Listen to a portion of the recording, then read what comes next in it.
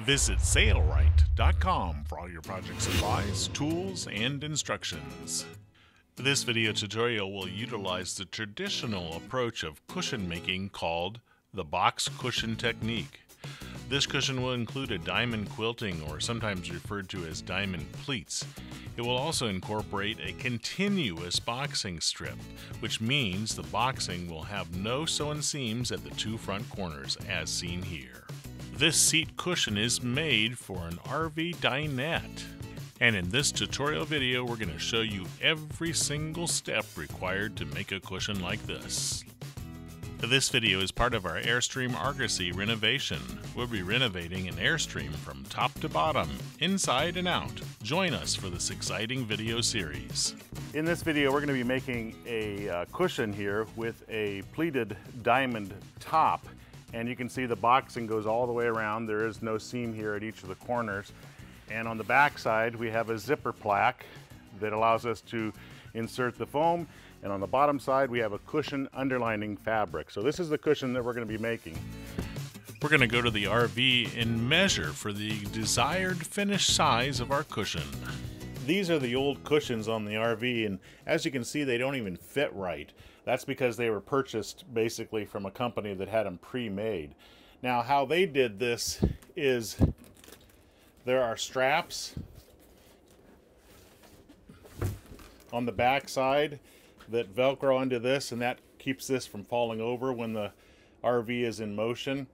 We're not going to do that. We're actually going to install snaps to the back of the backrest cushion and screw in snap studs here. So let's remove these cushions. And the first step of making a cushion is determining the finished size of the cushion that you want. So I'm going to measure from the wall, and I'm going to have the cushion stop here at 37 3/4 inches, and that'll fill this gap. For this, I want the cushion to come pretty much close to this edge, so I'm going to go 22 3/4 here, so the cushion will stop right about there. That's my finished size. And the thickness of the old cushion was 5 inches, and that's what I'm going to do for the seat bottom. If you'd like to calculate how much materials you'll need, visit the Sailrite website and click on Learn and then Fabric Calculator. There you will see multiple projects. We're going to click on Cushions. Next, click on Box Cushions, because that's the type we're going to make. On this first screen, we'll input the fabric's width, which is 54 inches wide. And if your pattern had a vertical or horizontal repeat, you'd enter it here. Ours does not. So now we hit the next screen. On this second screen, we'll enter the measurements. Our left side is 22.75, and the front side is 37.75 for us. And the thickness of foam is 5 inches. Most cushions are rectangular, so it automatically enters the right side and also the back side, which has the zipper. If your cushion is an irregular shaped cushion, you can change those defaults. Now, regarding boxing length, you can have seamed or continuous. Seamed means that there will be seams at the corners. Continuous means there will be no seams at the front two corners. We're going to click on Continuous. This uses more fabric, but we believe it looks best. Now we're going to add our cushion by clicking this button. When a cushion is added, it scrolls to the rendering below. Now you can grab each plate and move it on the gray fabric rendering anywhere you'd like for optimal nesting of your plates and your boxing and zipper plaques. Now we have one cushion nested on our fabric for optimal usage, and you can see a material list of the required items that will be needed to build this cushion. We need to make 2 of the exact same size cushions, so all we have to do is click Add Cushion, and it puts another of the exact same size. If you add a different size, you just need to input those measurements above, and now you can nest those plates and boxing strips. After everything is nested the way you desire, you can scroll down and see how many yards you need. For us, we need a little less than 4 yards of fabric for these 2 cushions. Every time you add a new cushion or delete a cushion, the materials list is updated. Cutting the foam to size is next. Let's now go look at our list of materials to know what size to cut the foam. We typically cut the foam a ½ inch larger in the length and the width dimension of our desired finish size. So we need to cut the foam here to 38.25 by 23.25, and we're going to use 5-inch thick foam. So I want to make sure everything's square, and I've already measured it and I marked it with a permanent marker where I need to cut this high density foam from Sailrite. You may be asking, why is the foam a little bit yellow? Well, foam yellows when it's in the light, and we always get the old foam that Sailrite has laying around that has damage. You can see there's a footprint in this. That will probably not be the way that you get the foam, but if your foam is yellow, don't worry about it. It doesn't hurt the integrity unless it's obviously left out in the sun for a long, long time. So this is why it's slightly yellow here. We're going to use 2 tools to cut the foam, mainly because you can use a turkey knife like this, electric kitchen knife, or you can use the Sailrite blade foam saw, which has a base that keeps your cut pretty much vertical. So this one's obviously a lot more easy to use, but it's expensive. So you can also cut foam with this. We're going to make our first cut with the Sailrite blade foam saw, and then we'll make our second cut with this one. Okay, so because the base has rollers on the bottom side, it just makes it easy to make a cut. So all you have to do is follow the line that you placed on the foam.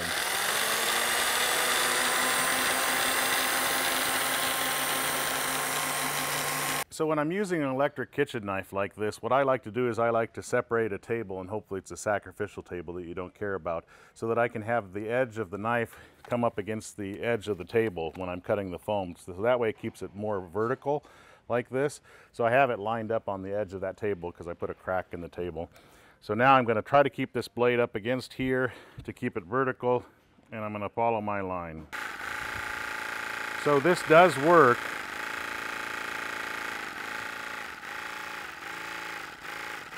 It's just a little bit more cumbersome, and it's not a bad cut, but I'm going to go back to the Sailrite blade foam saw just because I think it's a lot better tool. We're going to compare the density of the old foam versus the new foam and show you how to calculate it yourself. Now this is the cushion that is currently in the RV. This is made with an extremely low density foam. It doesn't weigh hardly anything, where this one is very heavy because we're using a high density foam, and we're going to discuss the advantages of a high density foam. This is a cushion that you will often find online for a cheap price. The reason it's cheap is that they use the worst possible foam ever. You can tell that it's manufactured because it has tags on the back. Now they do have 2 separate sections of foam. They have a separate section of foam here and here with a zipper or with a fabric pole in the middle. And what a fabric pole is basically, this is one of those cushions that's been taken apart and the foam removed, is that this is a separate section where they insert one piece of foam here and then the other piece of foam in front, and they zip this one shut, and that helps to pull the fabric down into the foam. But here are the pieces of foam that I removed from one of these cushions. It's an exact replica. And what I'm going to do is we're going to weigh these and show you the actual density of what you get with one of these cheap cushions. So here we have a scale set for 0 right now, and here is our high density foam. I'm going to place it on the scale, and we get 8 pounds, 14 ounces. So I'm just going to write on it gently, 8, 14.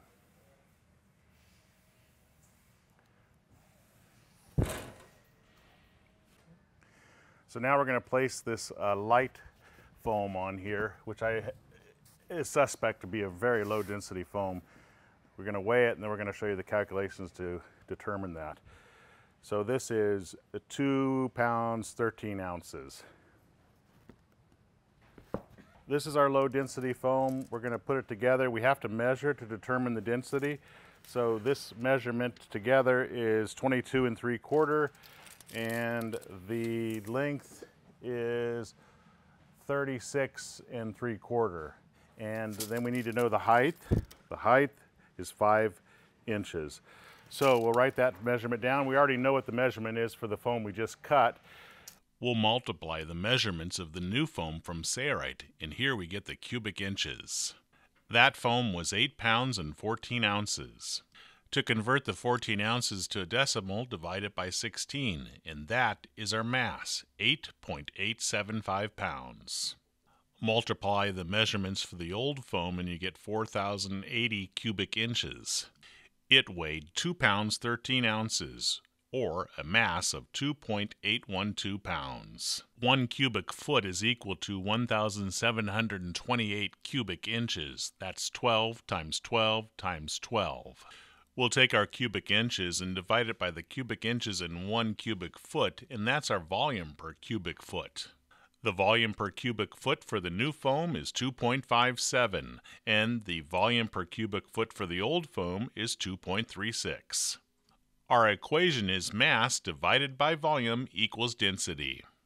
As you can see, the density of our foam is 3.45 pounds per cubic foot.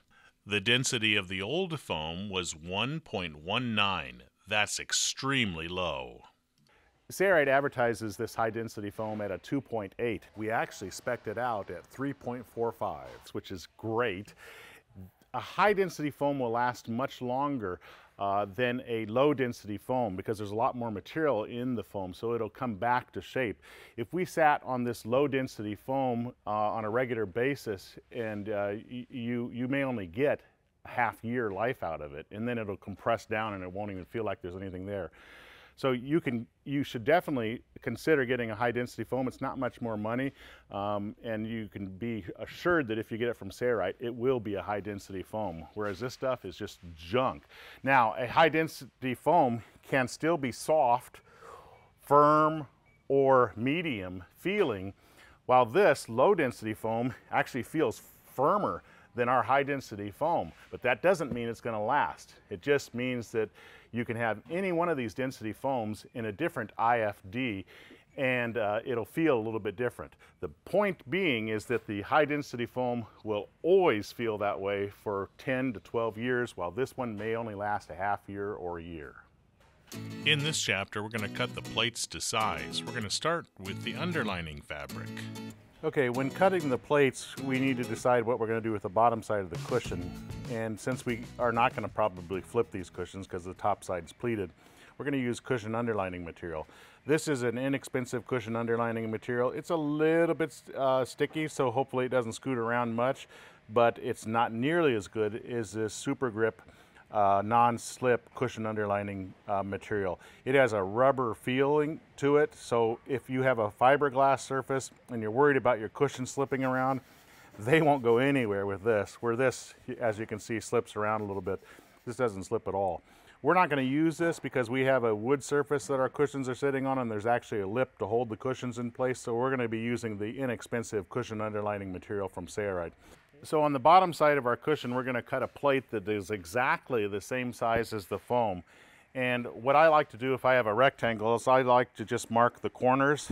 This side's already straight with a little hash like this. If you have a cushion that has some shape to it, then you just want to take your pencil and you want to trim or mark around the foam following the contour.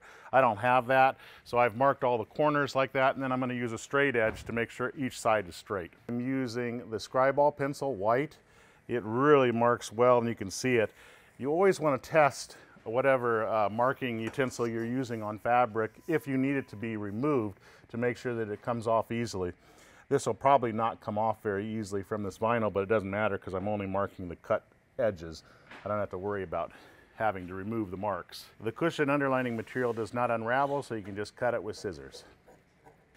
This is an awesome fabric called Eversoft. It's only available at Sailrite, and it's got a nice backing to it, and it's actually a four-way stretch. You can stretch it along the width and the length, and obviously the bias. Because our top plate is going to incorporate these pleats, we need to make the top plate larger than the standard plate to incorporate for possible shrinkage when you sew in the pleats.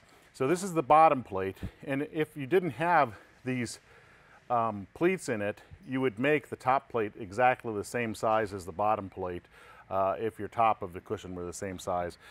So I'm going to add an inch over here, I'm going to add an inch over here, and about an inch here. I'll probably just leave this extra fabric here. We want these lines to be straight on the sides because when you're creating a pleated pattern, you'll be using the edge of the fabric to determine the degree of each one of the diamond shapes that we're going to be cutting, or we're going to be sewing into the top. So we're going to cut straight edges. Before sewing the diamond quilting into this plate top, first we're going to show how to cut your boxing and zipper plaque boxing to size. Now it's time to cut the boxing, which is the side of the cushion here. And what we're going to do is we're going to have a boxing piece that goes all the way around to the opposite side where the zipper starts here. And notice that there's no seam here. So this is a little bit different approach than most of our cushion videos, because usually we just sew in a seam at the corner, but I kind of like the fact that there's no seam here.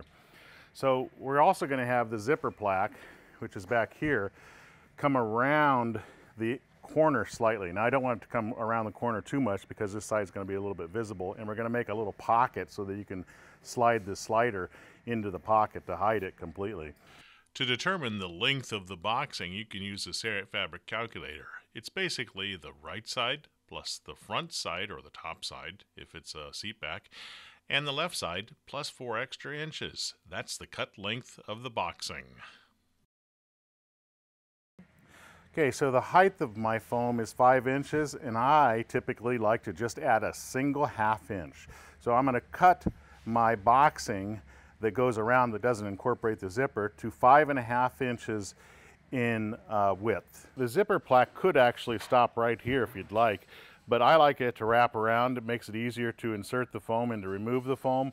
So I'm going to have it wrap around, and this is totally up to you, about 5 extra inches. So we're going to measure from this, and we have to cut the zipper plaque to the exact finished size that you desire. So the length of the zipper plaque boxing is the back side of the cushion, or the bottom if it's a seat back, plus 5 inches on one end and 5 inches on the other, or 10 inches in total. And that's the cut length of the zipper plaque boxing. The width of the zipper plaque boxing is the thickness of the foam plus a 1/2 inch plus the width of the zipper. And that's the cut width of the zipper plaque boxing. So the nice thing about using a clear acrylic ruler for this is that you can see through it. So I can mark this 5.5 inches easily, and then I can cut it to size.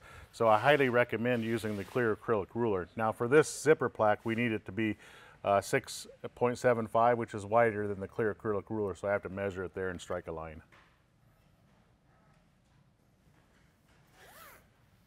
Now here's my cutoff, and I definitely like to make 90-degree turns, so I'm using the clear acrylic ruler on the lines to make sure that this line is struck straight across. This is a seating vinyl, so it doesn't unravel. You do not need to use a hot knife for this. You don't necessarily need to use a hot knife for fabrics that unravel, because if you're using a decorative or decor fabric, it may unravel, but most of the seams are on the inside. However, if you want a really good cushion and your fabric unravels, using a hot knife will prevent the unraveling inside the cushion, which makes it easier to remove the foam and make modifications or clean the fabric. In this chapter, we're going to install the zipper in the zipper plaque boxing strip, the one that's wider. This is our zipper plaque, and I'm striking a line directly in the center of it because I'm going to split it in half, and I'm going to do my zipper in a little different way than I typically do, which I think is really awesome. So again, using the clear acrylic ruler makes this job pretty easy because you can easily measure where the center is. And then I'm going to slit this right in half. Now, this is the underside. This is the vinyl or the outside surface. We're going to measure up 1 1/4 inches and strike a line on the underside of the vinyl. So 1 1/4 inches right past the line that we just cut on. And we're going to do that to both of the pieces here.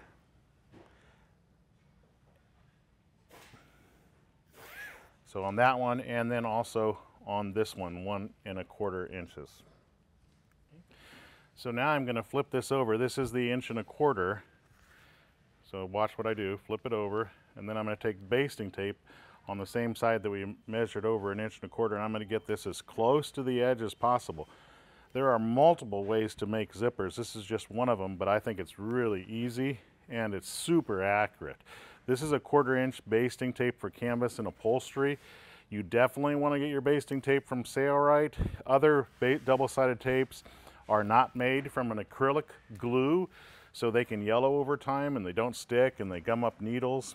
Now we're going to flip this one over and put the double-sided tape here on it. So it's not worth the money to waste on double-sided tapes that don't stick or turn yellow super fast in the sun. Get it from Sailrite. I'm using a number 5 coil zipper, again available from Sailrite, and we're going to stick it over the edge just by about a 1/4 inch or so. And then I'm going to take scissors down on this end and I'm going to cut it a 1/4 inch or a 1/2 inch, a little bit longer.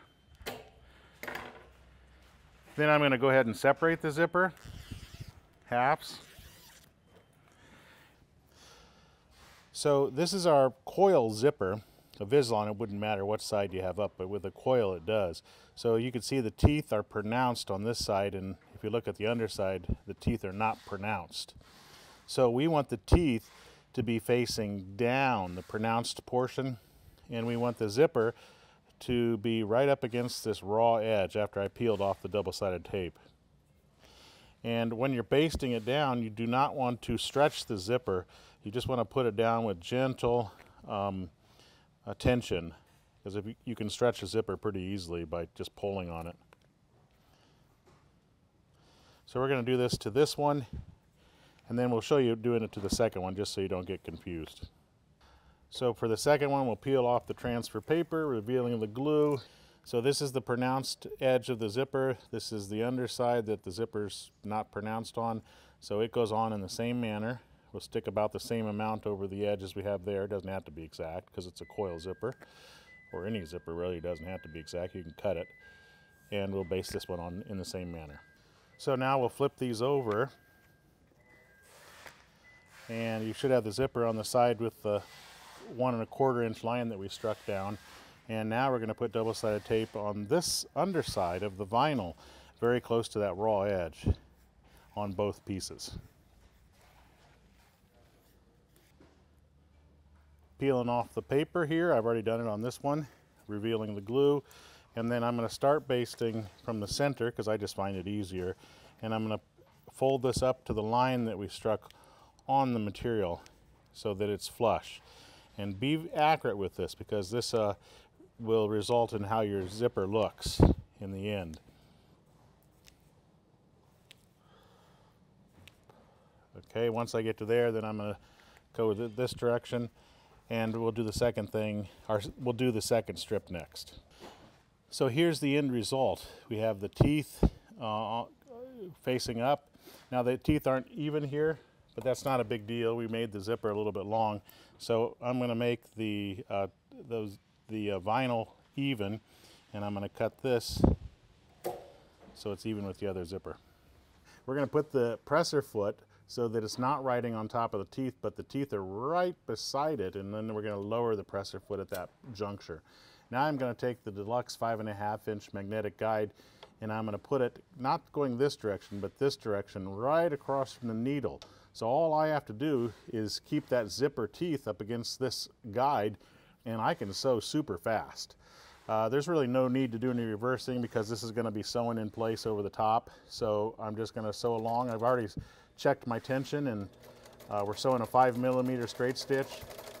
This is how easy it is because everything's basted. We're going to sew the second one in the exact same manner. So there's our beautiful end results. We got beautiful stitch. It's stitched very well into the flange. We're ready for the next step. We're ready to join the zipper together. Now to do this, I've got the two ends of the zipper even and the vinyl's even. I'm going to take my zipper slider and I'm going to slide it onto the teeth. So the slider is facing the puller is facing the correct direction. Hold it in place. This is a non-locking slider, which is what I like to use on cushions, so I don't have to worry about pulling on the tab to get the slider to move. There we go, and the ends are even. That's what we wanted. If they weren't, I'd put it on again. Now I'm going to pull this all the way through and take it off. Boom. like that. So now once the slider's been slid through, we want to put it back on again. And that way our zipper is zipped up. So I'm going to open this up and I'm going to reinstall the slider so that the two ends of the zipper are closed. That's how you basically do it, because you don't want to forget to put the slider on. Otherwise, you'll be done with your cushion and you'll be like, oh no, that's ready. Before you do anything else, we need to make sure that the zipper is the right width, zipper plaque after it's installed, and it should be 5.5 inches, and we are very close to 5.5 inches, just like our regular boxing. If we were a little bit oversized, we would trim it because we want them basically to be the same. They can be slightly off, but they need to be very similar. Now we'll grab our top plate and sew in our diamonds. You would skip this chapter if you were not doing that. To accomplish these pleats, in this one we used a 1/4 inch sew foam, which is what this is. So it's got a fabric backing on the back side and it has a foam on this side. This is a 1/4 inch. We also have a 1/2 inch too if you want these to be more pronounced. But the idea is that this fabric will prevent your stitch from pulling through the foam. I've cut my sew foam so it's just slightly bigger than our top plate, which is obviously oversized already. Now we need to apply a spray glue. The spray glue needs to be applied to the foam side, not the fabric side. This is the side that needs to have the bottom stitch. So we're going to turn it so the foam side is up. And the spray glue also needs to be applied to the bottom side of the seating vinyl. Now we're going to use a 3M General Trim adhesive. I do recommend putting on a respirator. You can also do this with Foam Fast 74, Albania Headliner spray adhesive, and Foam Lock spray adhesive. They actually work pretty well for this kind of application. I don't need a ton of glue. I'm just going to coat the surface going one way, not vertical and horizontal. And I'm going to do that to the foam and also the fabric,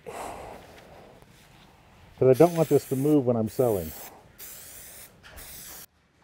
Now you want to put them together when it becomes tacky and the glue no longer transfers to your finger when you touch it. And it is tacky right now and there's no glue transferring, so it's time to glue them together. Okay, I'm going to get a second helper here so that we can kind of glue this down without having to worry about wrinkles and such. Just makes it a little bit easier. And remember, we made this a little bit bigger. Now what you want to do is you want to start from the center and work out towards the sides. You never want to start on an end. That way you can work out any wrinkles. Okay, once we get this down, we're going to turn it over, because the important side is what does it look like on the vinyl. I do not see any bubbles or wrinkles, and that's perfect. Okay, so now we're going to make the diamonds. Now the diamonds can be anything that you want. We're going to go with the 30 degree on the clear acrylic ruler. And remember, we cut these edges straight. So you could lay this here if you want the diamonds to be oblong this way, because I'm going to make the diamonds wider in this direction. You can make them wider in that direction as well by just starting on this short side and marking it 30 degrees. But for us, we've decided to do it this way. So we're going to put the 30 degree line on the edge of the fabric anywhere. Doesn't really matter. I'm going to do it over here so that I get the ruler going a little bit off of the vinyl fabric. And we're going to use this chalk marking device that has basically a little roller on the end. And this chalk will easily come off when we're done, and yet stays pretty much on the fabric the entire time we're sewing the channel or the stitch into it. So there's our 30 degree line, and we're going to go 30 degrees in the opposite direction. And we're going to just put this down here like that, and I'll just mark it this direction, and we'll extend that here in a minute. I just want to show you the process.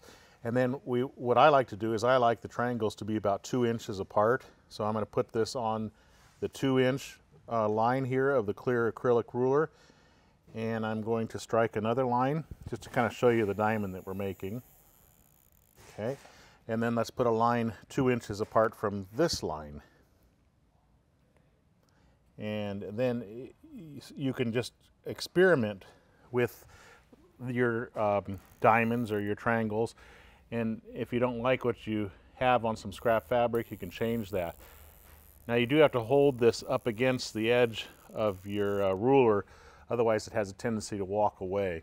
So this is the diamond that we're going to be creating here. So why do I like to make it 2 inches? Well, that's because my long ruler, if you can see here, is exactly 2 inches wide. So once I have my patterns drawn, all I have to do is basically put this ruler on the material and move it every time that I need to make a new line, and I have a 2-inch width automatically. Now occasionally the chalk in this device can sometimes have bumps or lumps, or moisture can get to the chalk, and if that happens, the wheel will sometimes stop spinning, and all I do basically to correct that is I go in the opposite direction. So I'm going to see if I can make that happen so you can see it. Now do concentrate on keeping it up against your ruler. One way I do that is I actually hold it kind of at a slight angle to the edge of the ruler. That way it's kind of forced against my ruler as I go. So now all I have to do is move this down and line it up with that other line and draw our next chalk line. And we'll just keep doing this until we have this entire thing filled with our diamonds. You may also notice that the chalk leaves a lot of dust beside the line.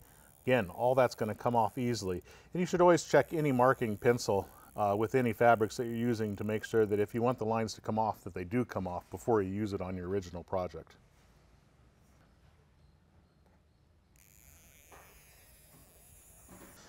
So we also have this marking utensil in blue for white fabrics that the white doesn't show up on. However, these marks typically don't come off as easily as the white for some reason. So this is a vinyl product and this is a wet rag, and you can see that there's some residue left. Now if you use a multi-surface cleaner and spray that on your rag and then get it off, it actually comes off fairly well with that, but you can still see some blue marks. So if you're going to use one of these, always test it with your fabric before you use it, because you may find it doesn't come off in the colors. When you're sewing these sew foam and vinyl seating fabric like we are here, it is always a good idea to test your tension, because you're going to find that tension is not normal. It doesn't require nearly as much tension. So I'm going to back off on my upper tension here because I pretty much know that it's not going to take as much. You want that knot to be buried on the underside rather than on the top side, because it's going to probably be exposed to the top. See right there? The knot's right to the top.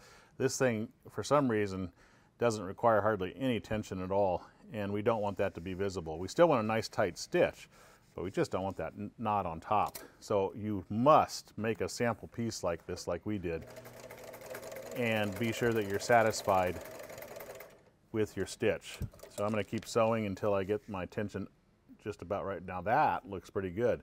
See the knot's not here on the top anywhere, and yet if we look at the bottom side, now I caught my trailer threads here, but if you look at the bottom side, I can just see the knot on the back side.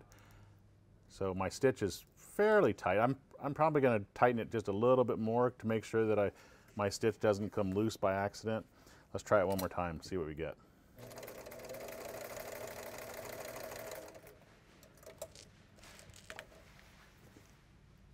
Yes, no knot on top, and the knot is just slightly on the bottom side. I think that's perfect. One of the nice things about the Ultrafeed sewing machine is this foot pedal can be moved anywhere, and when you're doing this channeling stuff, you'll find that you want the foot pedal further away from the sewing machine, so that's kind of nice. Now you can still do it with the treadle type, but this is very convenient in my opinion. You may be asking, how in the world am I going to get all this fabric underneath the throat of the sewing machine?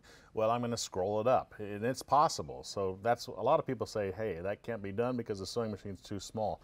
The Ultrafeed's phenomenal at this because of its walking foot.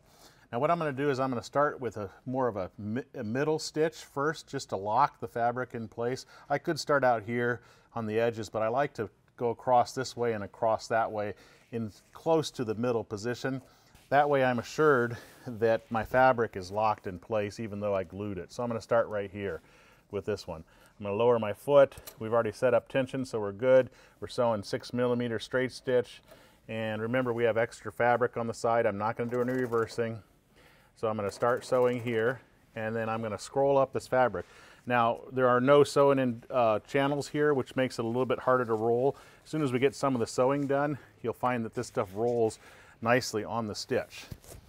And here's why I like that foot pedal to be so far from the sewing machine, because I basically can kind of guide it like this as I go. Now I'm going to go pretty slow for this first one because I want to make sure it's pretty accurate, and I want to make sure that I get it fed underneath the arm of the sewing machine for these first 2 stitches. So I got to scroll a little bit more because it's coming against the sewing machine. There we go. Don't worry if you get a little bit of creases in the foam and in the vinyl. It won't show up in the end.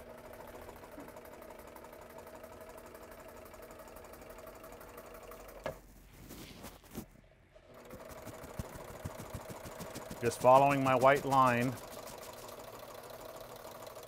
making sure that the product doesn't run into anything hard.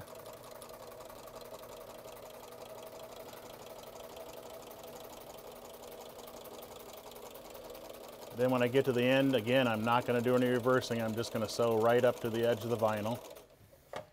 I'm going to lift my needle, lift the presser foot, and I'm going to cut my stitches, leaving them fairly long. And I did start out with a brand new bobbin. That's very, very important. Now I'm going to do this in the opposite diagonal here.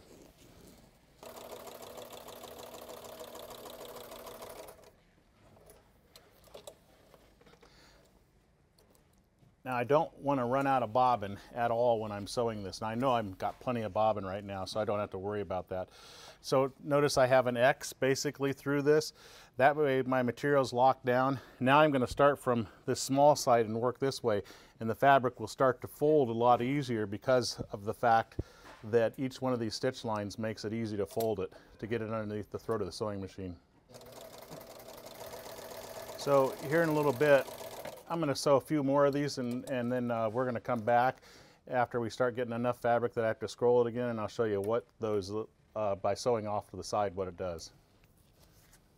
Okay, so we have 1, 2, 3, 4, 5 sewing here. Now watch this. Because they're sewing, see how nicely it folds on those sew lines? So now it's a lot easier to scroll. That's why I like to start with a corner like this after I get the fabric tacked in place, because it's easy to scroll it on each one of those stitch lines.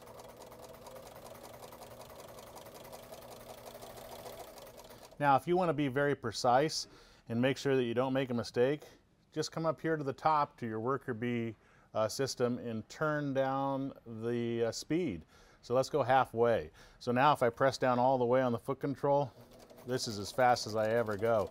So you can't hardly make a mistake. So if you want to be precise, you got the control with the worker bee power pack system.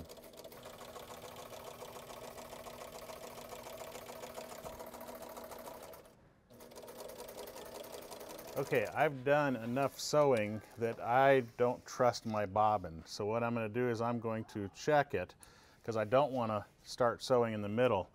I'm going to pull my bobbin out and look to see how much thread's on it. And yeah, there's still quite a bit of thread, but why risk it? I mean, I'd rather just throw that out than anything else. And I've already pre-wound some other bobbins, so now I can start with a fresh one, and I don't have to worry about having no stitches happen in my assembly. I don't want any holes.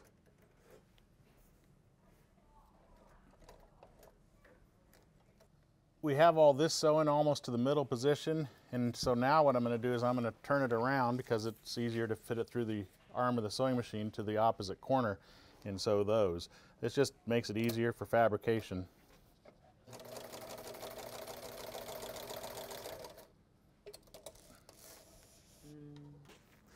So now you can see we're starting to make the patterns go in the other direction, and how it's nice and plush look. This is the 1/4 inch sew foam. We also have a 1/2 inch sew foam, and obviously the 1/2 inch sew foam would show more contour to each one of the diamonds.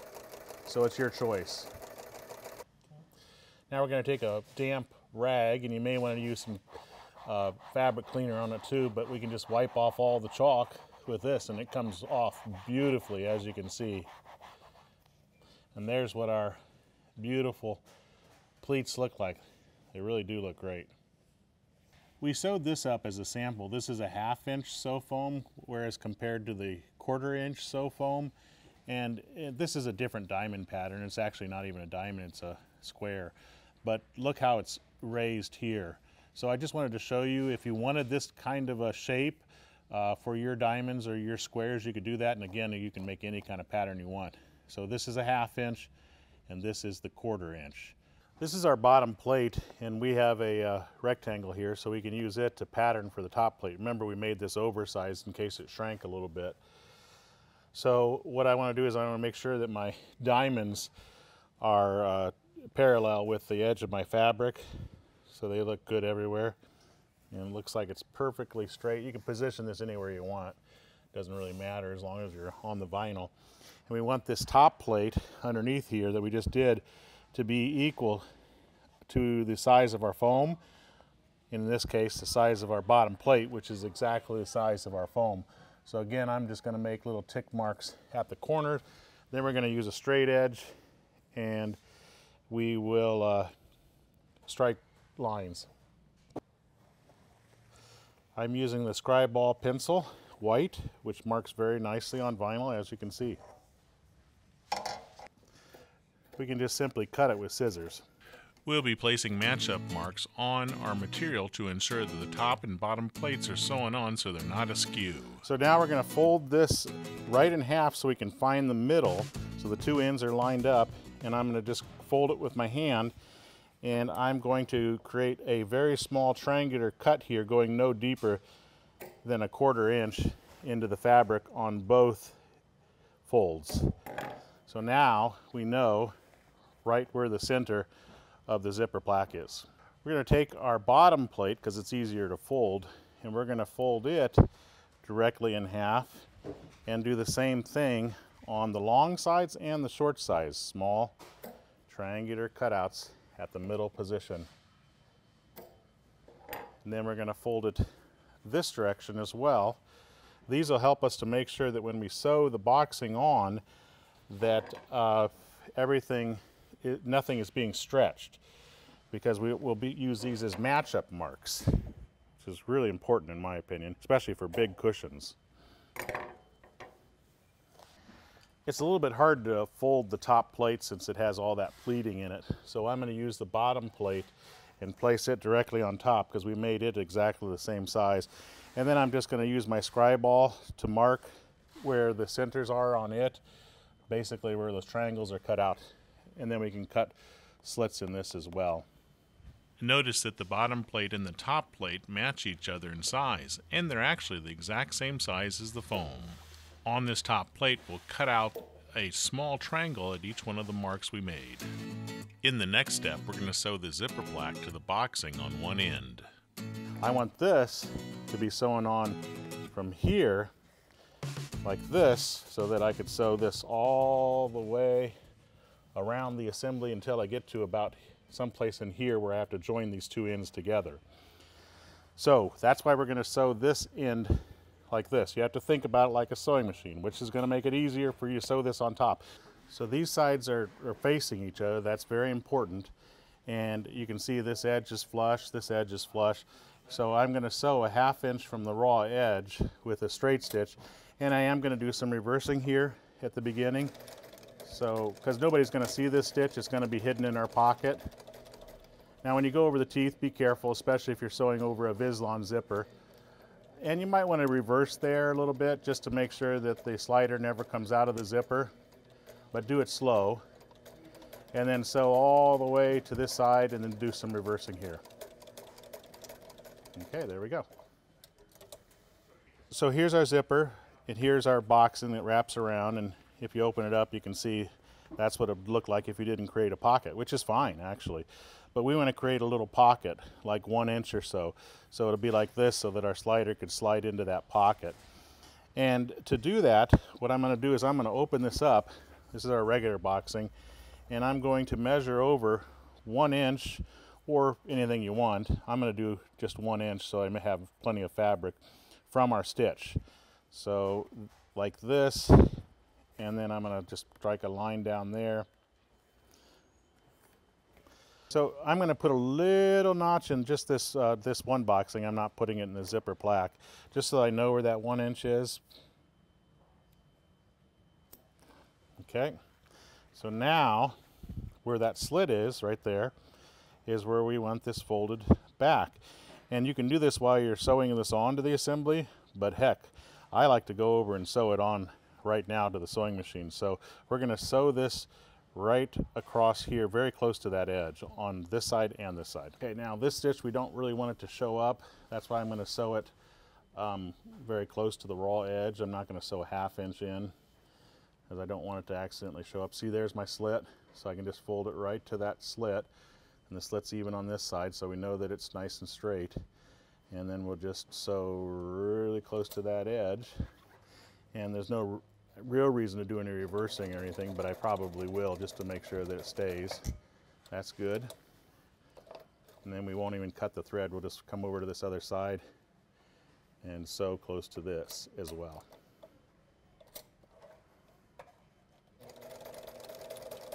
Now I don't have to worry about that on this side. Now the other side we will, but we'll show you that later on. Now the zipper plaque and boxing are joined on one end.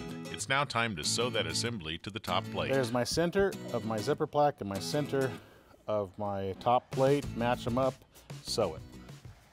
We'll put the deluxe 5.5 inch magnetic guide on the 1/2 inch mark, because that's our seam allowance. And I like to put it this way so that I know exactly where I need to have my fabric laying. And we'll start very close to that center position, drop our foot, and I'm not going to do any reversing here. I don't like to do reversing because sometimes it shows up on the end result. Match up our boxing to the edge of the plate. Outside surfaces are facing each other, and I sew. So just keep matching up the boxing as you go.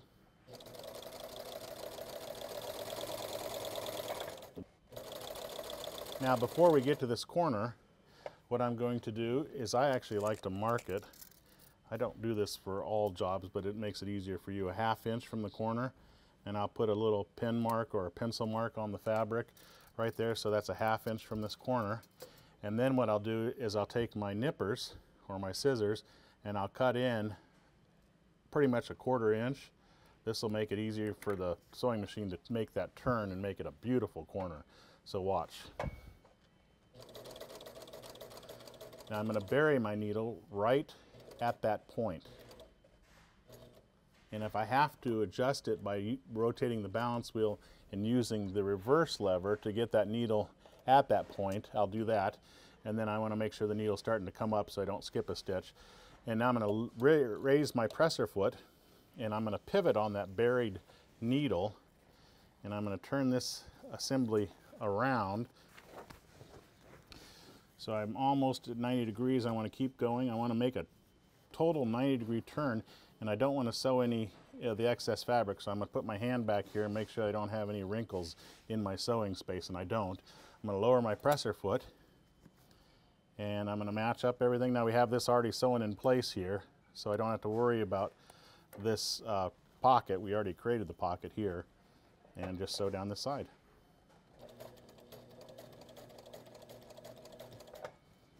Here's a look ahead at what that corner looks like when it's done. Look how beautiful that corner is. And if you turn this right side out to show that corner, there's your corner. Gorgeous. Back to our project. Now you may be asking, why did I put a notch there? Well, we're going to use this notch on the other side of the boxing when we go on to sew the bottom plate. So we'll be using those later on. Okay, I'm almost to this corner, and let's just make it easy for you.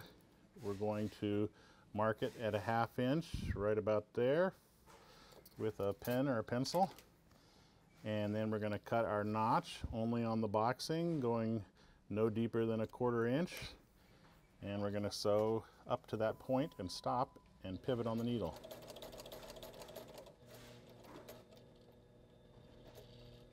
There, that's a perfect spot. So now the needle's coming up a little bit. I lift the foot, I pivot on the needle, I put my assembly going totally vertical or from me. I rotate this around, I make sure there's no wrinkle in there, which there is not, and I lower my foot. Don't forget to lower your foot or you'll cause sewing problems, and we sew around.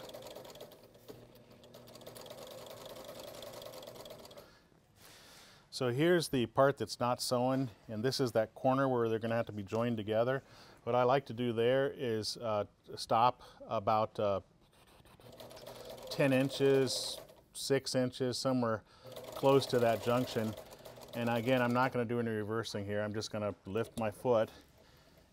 So we've taken this out, and we want to sew this portion, but to do that, we can't very easily sew in this direction without possibly getting a bubble. So what I'm going to do is I'm going to flip this, and we're going to sew with the boxing on the underside. I'm going to put this under the foot, and I'm going to start sewing a little bit into our previous stitches. So I want to sew right into that, because if I don't, they're going to be visible on the outside. So I'm going to make sure that I'm hitting those and that the boxing is lined up at the bottom of the side like it is. And we're just going to sew over that junction.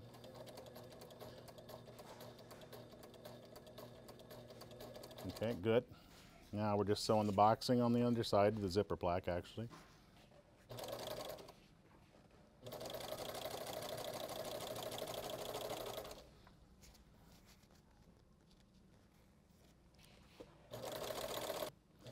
Okay, we're sewing and we're getting close to this turn here. And again, we're going to mark a 1/2 inch up here. And we are going to not slit the plate, but instead we're going to slit the boxing on the underside 1/4 inch. So it can still take a turn like that. So let's sew up to that point. And we're almost there. I'm going to use a reverse lever to adjust a little bit, needle coming up. And now we're going to lift our foot and we're going to pivot. We're going to round this corner, which won't give us much fabric to join those 2 ends together, but it'll give us enough. I'd like to have the corner rounded just so you don't have to do it physically. And we're going to make sure there's no wrinkles in there and lower our foot. Don't forget to do that. And sides are matched up.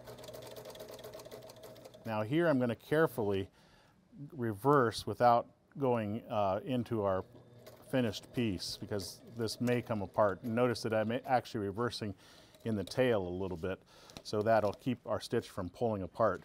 If I reversed in here, it'd be visible, but if I reverse over here, it won't be visible. We'll now sew the remaining 2 ends of the boxing together.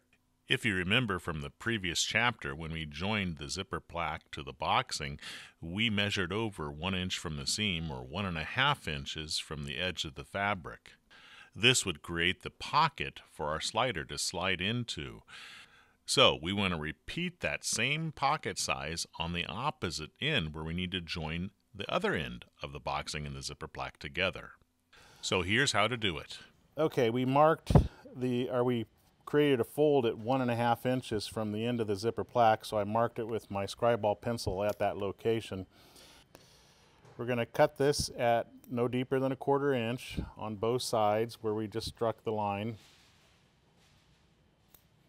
Okay, that way we can see where that is.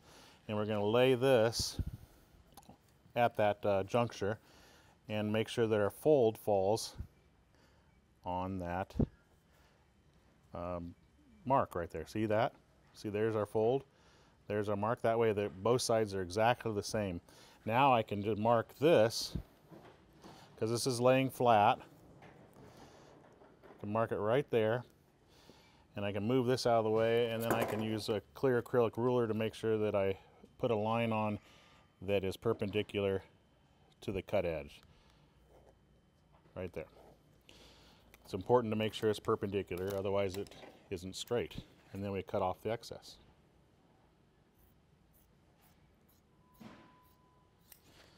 Okay. Now, these can be sewn together and we still have enough for our fold.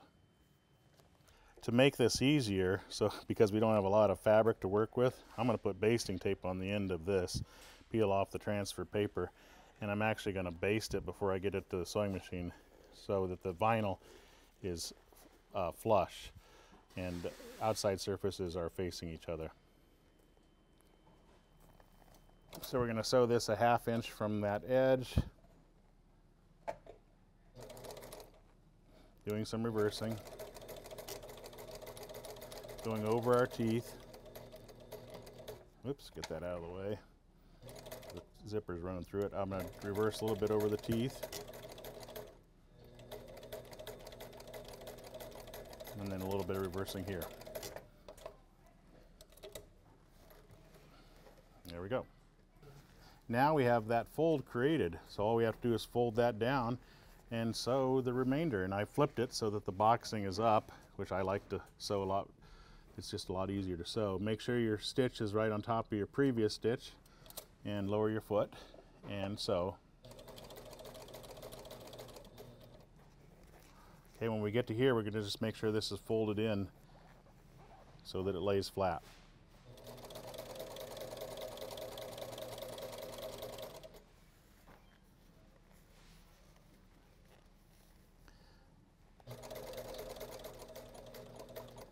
I'm going to do just a little bit of reversing there just to make sure that it stays.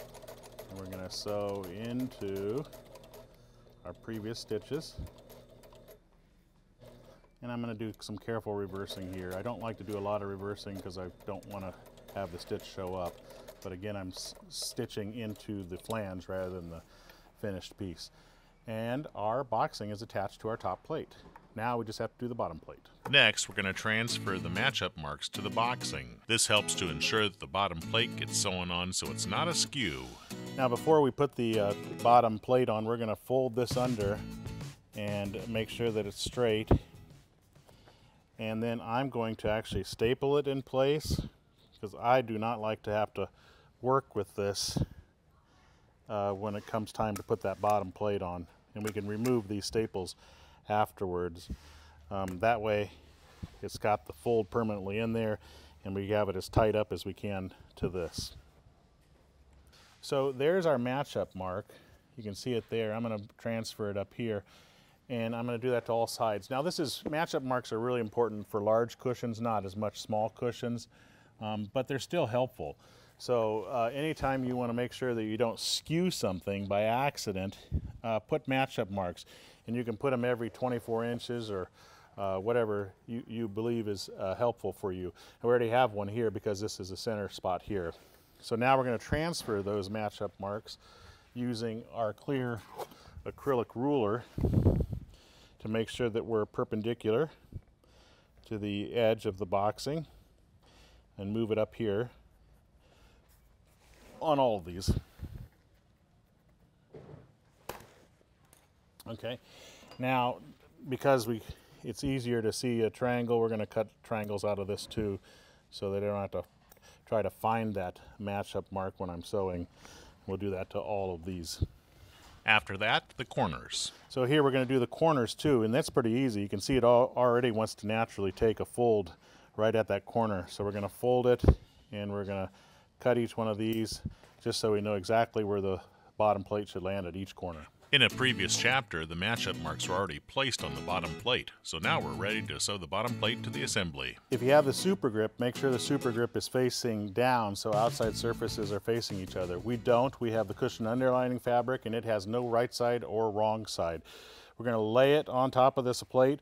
The best way to sew it is to start here at the center and sew around that way.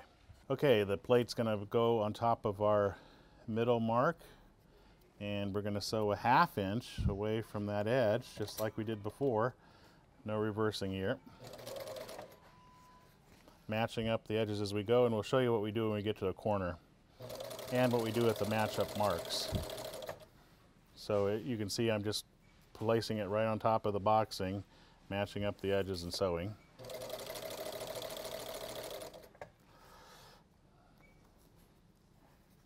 So see how this wants to not necessarily sew easily? because it's got this corner sewing on, so you kind of have to manipulate it to get it to sew.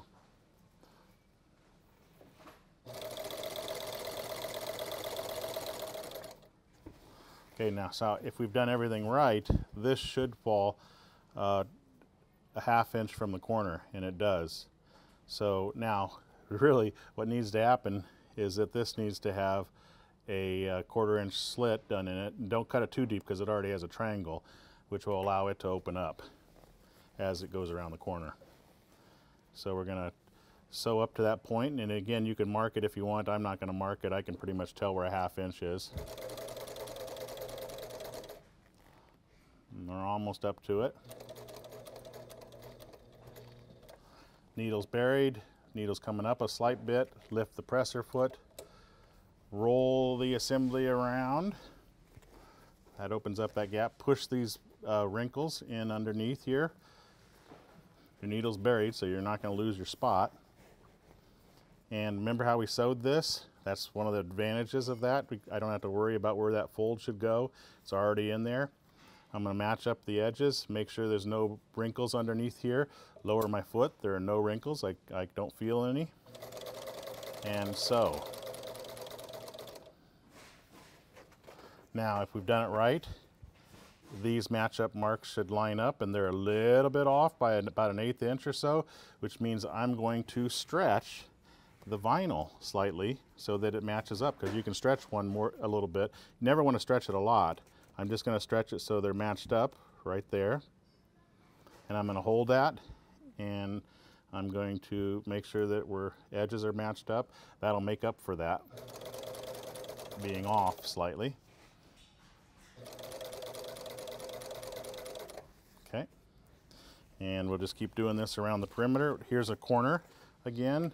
And so what I'm going to do is I'm going to cut a notch. Don't go too deep because you already have a triangle there. And we'll just keep doing this all the way around.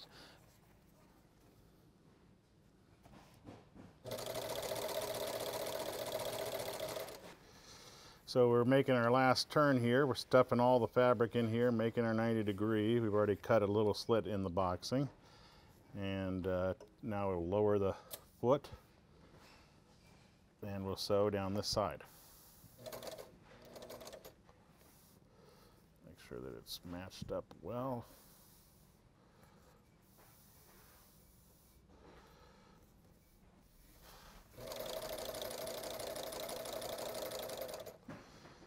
I'm going to bury my needle, and then I'm going to check to make sure that my materials are going to end up even. And it looks like I have a little bit more vinyl than I do the cushion underlining. But that can easily be resolved because I still have some distance to sew. So what I'm going to do is I'm going to pull tight on the cushion underlining, and I'm going to actually shrink up the vinyl a little bit by pushing it in like this. That sometimes happens when you're sewing around a perimeter like this, and that's why those match-up marks can be important.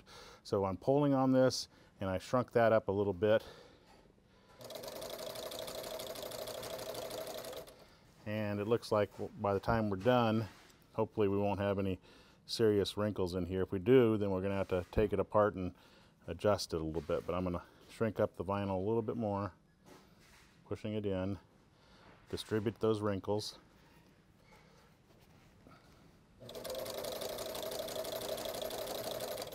Yeah, we're going to be fine. Coming back to where we started sewing.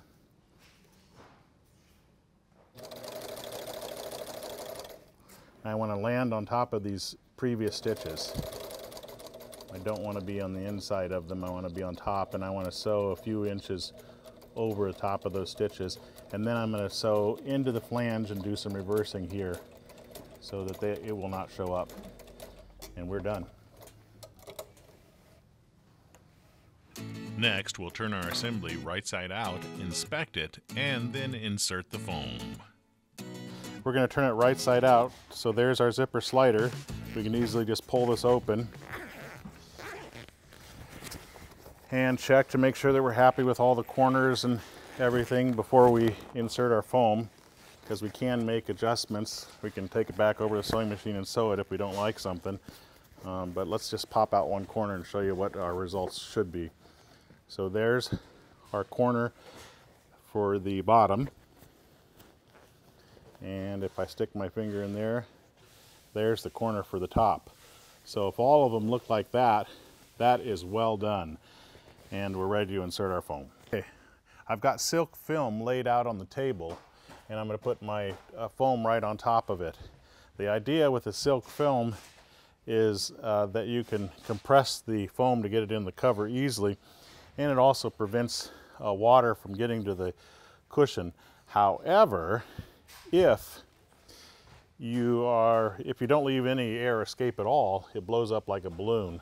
So I'm just using it for one purpose, because I'm not worried about water getting to this foam because it's inside of an RV. I'm using it to compress the foam. So what I like to do is I like to leave the opening in the back. This is where the zipper will be. So I like to position the foam in such a way that the silk film kind of closes around. So I'm going to fold over the sides. And you notice I have a gap here that I can insert a vacuum, but I want to have my cushion cover ready. So I'm going to lay it up here on the table with the zipper open. So here's an opening. I need to push this up against the foam so that the silk film doesn't get sucked up in the vacuum and turn the vacuum on. You should be able to see that the foam is starting to compress. So, do you have to have silk film to insert the foam into the cover? No, not at all. You can wrestle the foam into that cover. The zipper opening is, after all, large enough. It just takes a couple more minutes to do that if you don't compress it with the silk film. When using silk film to compress the foam, I like to get a second helper so I can hold the vacuum on the foam while they insert it into the cover. Once it's in there, I do not like leaving silk film everywhere because it blows up like a balloon. So what I'm going to do is either open up this back cushion just by pushing the silk film down. That allows me some airflow, and it also keeps the silk film from getting in my zipper. Silk films and zippers are a big pain in the butt. So now I've got the back of the cushion open to allow some air to escape when an occupant sits on the foam. Now we need to put the cushion down, and we need to push the foam into the corners as normal and make sure that the seam falls where we want it to, which is at the edge of the foam. And you do this before you zip it up. You can always unzip it and make adjustments again if you're not happy.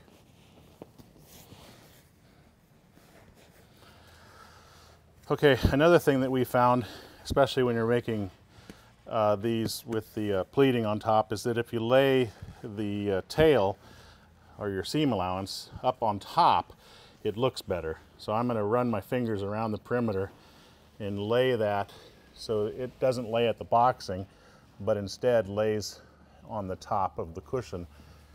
We should get a better looking cushion, in my opinion. This isn't necessary, it's just a preference that I found looks nice. Okay, so now we're going to zip it up and give it our first inspection, and we can make adjustments if we need to if we're not happy with anything.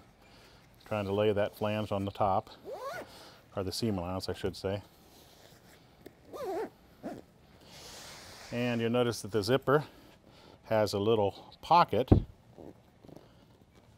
that it can be hidden in, like that.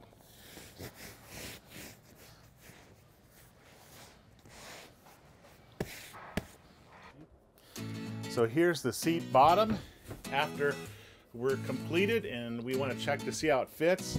That is a perfect fit. Don't go away. Coming up next is the materials and tools list. Sailrite has thousands of decor and upholstery fabrics that work great for a cushion like this. We used a great seating vinyl called Eversoft, available from Sailrite. If you have any questions about the materials or tools that we used, give us a call or email us. We're glad to help. If you'd like to see a tutorial video on how we did the backrest, you can click a link here, but it's done in basically the same manner as the seat bottom. If you enjoyed this video, click the link in the description below or at the icon at the top right to check out other projects in the Airstream Argosy renovation series. I'm Eric Grant, and from all of us here at Sailrite, thanks for watching.